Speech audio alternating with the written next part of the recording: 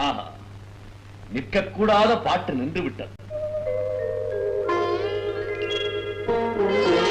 பானுமதி, யார் இவர் என்ற முகபாவம் தேவையில்லை. முதலில் அவர் சொன்னதற்கு ஈடாக ஒரு பதிலை சொல். நிற்கக்கூடாத பாட்டு நின்று விட்டது என்றார். இல்லை, நின்று கொண்டே பாட்டு தொடர்ந்து விட்டது.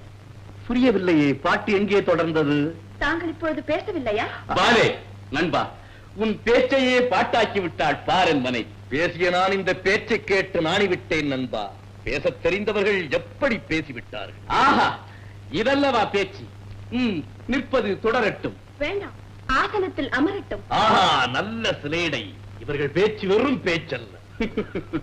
என்னை போலல்ல நண்பா, இவள் பொல்லாத பேச்சாளி.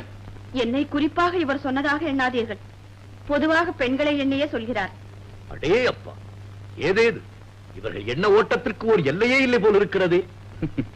கற்பனை கடலல்லவா என் மனைவி. சரி சரி, இவர்களை யார் என்று சொல்லவில்லையே. எனது உயிர் நண்பன், பெயர் கர்ணன். கௌரவர்களின் மானங்காக்க உதைத்த மாவீரன். உனக்கு அண்ணன்.